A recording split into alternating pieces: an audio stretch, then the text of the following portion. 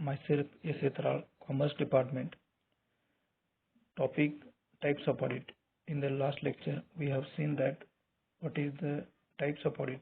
Basically, two types of audit: internal audit and external audit. But the external audit is also classified into various types of audit. That is continuous or detailed audit, final audit or periodical audit, balance sheet audit, special audit, partial audit and occasional audit. These are the various types of audit. In this lecture, we will see in detail the various types of external audit. First one is continuous audit or detailed audit. A continuous audit is one where the auditor staff is engaged to continuously on the accounts of the whole year. In the continuous audit which involves a detailed examination of books of accounts at regular intervals. The auditor checks each and every transactions. Therefore, this type of audit is also called as detailed audit. गेल्या lecture मध्ये आपण ऑडिटचे मुख्य दोन प्रकार पडतात हे पाहिलेले आहे. एक म्हणजे इंटरनल ऑडिट आणि सेकंड एक्सटर्नल ऑडिट. पण एक्सटर्नल ऑडिटचे पुन्हा विविध प्रकार पडतात. त्याच्यामध्ये कंटिन्युअस ऑडिट आहे, फायनल ऑडिट आहे, त्यानंतर स्पेशल ऑडिट आहे, बॅलन्स शीट ऑडिट आहे, पार्शियल ऑडिट आहे, आणखीन ऑकेजनल ऑडिट. हे अशा पद्धतीचे विविध प्रकार पडतात. याच्यामधला पहिला जो काय आहे तो कंटिन्युअस ऑडिट किंवा डिटेल ऑडिट असं म्हणतात. कंटिन्युअस ऑडिट म्हणजे काय, तर ऑडिटरचे काय स्टाफ आहे किंवा जो काही ऑडिटर आहे ते कंटिन्युअसली वर्षभर ऑडिट वर्क करण्यामध्ये एंगेज असतात. अशा पद्धतीच्या वर्कला कंटिन्युअस ऑडिट असं म्हणतात.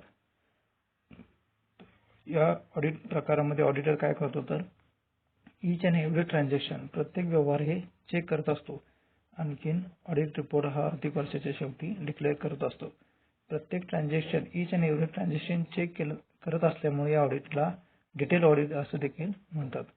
मग अशा पद्धतीचे ऑडिट हे कशासाठी उपयुक्त आहेत, जिथे मोठ्या लार्ज संघटना आहेत किंवा ज्यांचं ट्रान्झॅक्शन मोठ्या पद्धतीचे प्रकारचे आहेत अशा संघटनेसाठी कंटिन्युअस ऑडिट महत्त्वाचं आहे.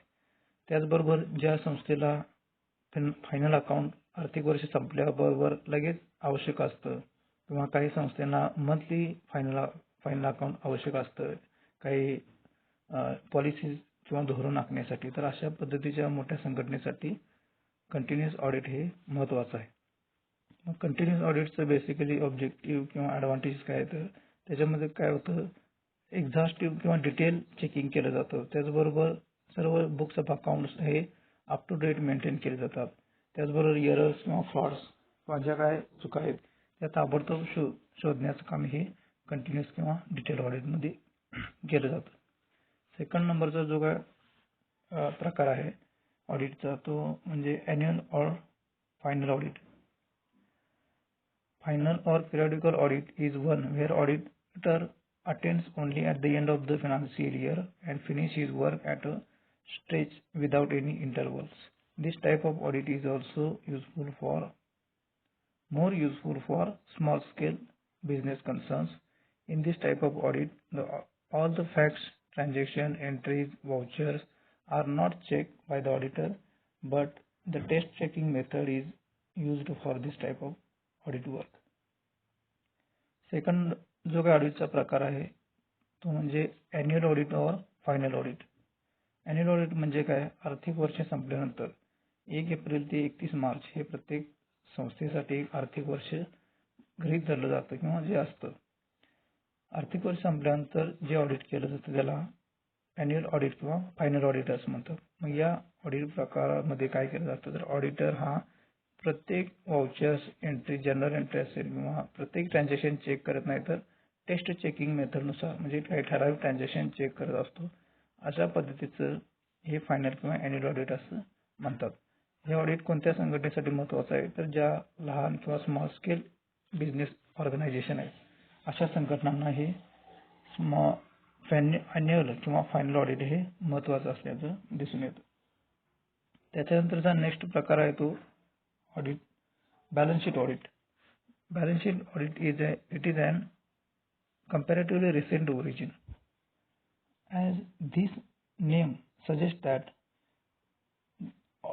Balance sheet audit relates to checking of balance sheet items only. It is not a complete audit, but it is a partial audit.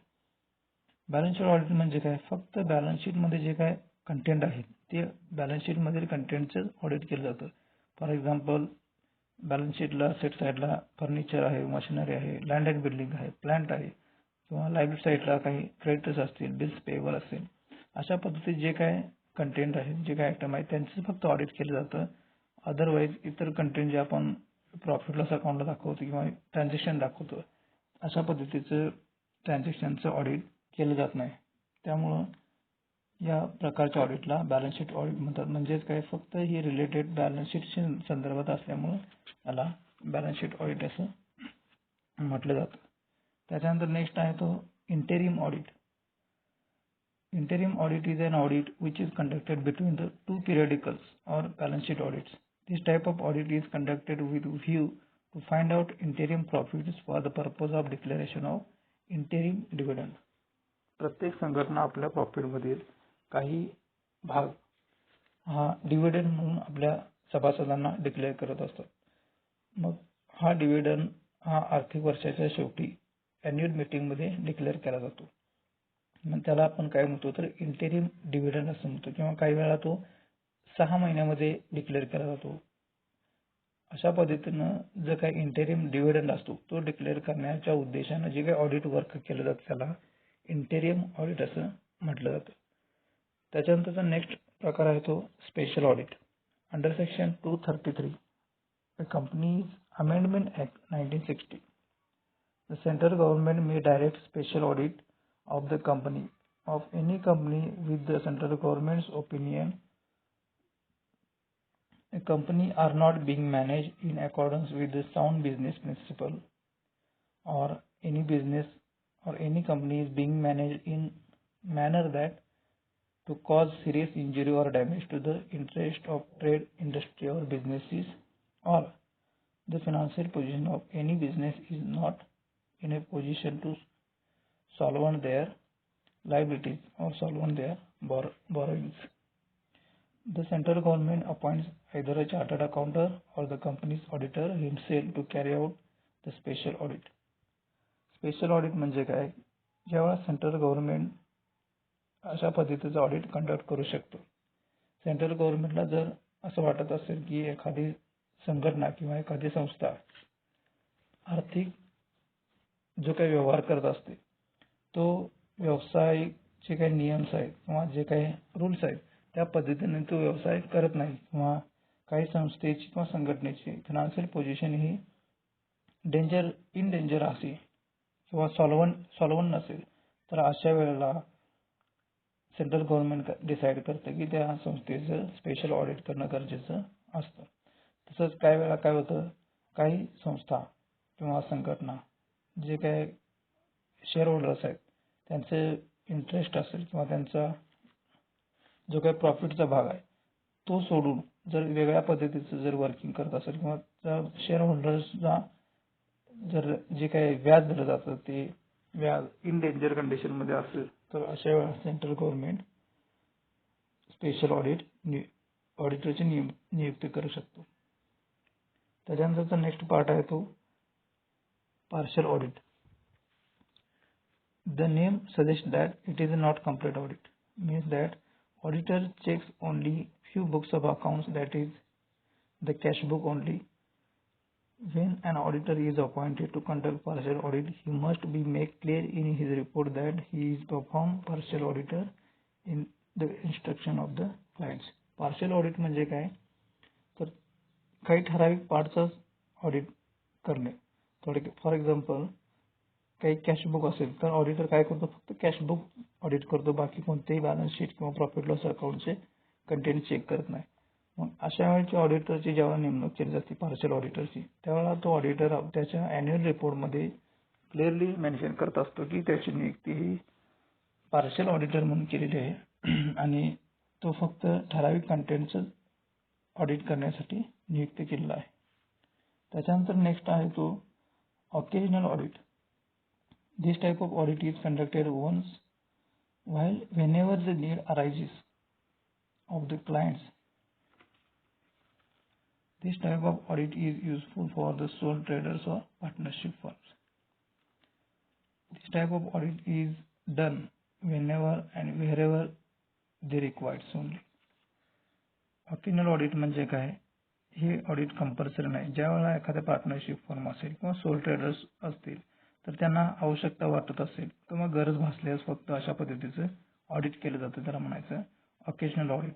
काही वेळा पार्टनरशिप फर्मसाठी लोन घेण्यासाठी किंवा एखाद्या इंडिव्हिज्युअल व्यक्तीला प्रोप्रायटरला कर्ज घेण्यासाठी ऑडिट रिपोर्ट सबमिट करावं लागतं. तर अशा वेळेला काय करतात, या पार्टनरशिप फर्म आहे किंवा इंडिव्हिज्युअल व्यक्ती अशा पद्धतीनं ऑकेजनल ऑडिट करून रिपोर्ट आपला ऑडिट सादर करत असतात. अशा पद्धतीनं आपल्याला ऑडिटचे म्हणजे एक्सटर्नल ऑडिटचे वेगवेगळे प्रकार सांगता येतील. साधारणपणे ऑडिटचे इंटरनल ऑडिट आणि एक्सटर्नल ऑडिट हे मुख्य 2 प्रकार आहेत. आणि एक्सटर्नल ऑडिटचे पुन्हा कंटिन्युअस और डिटेल ऑडिट, फायनल और annual audit, balance sheet audit, special audit, partial audit आणि ऑकेजनल ऑडिट अशा पद्धतीचे वेगवेगळे पुन्हा एक्स्ट्रा प्रकार पडतात. थँक्यू.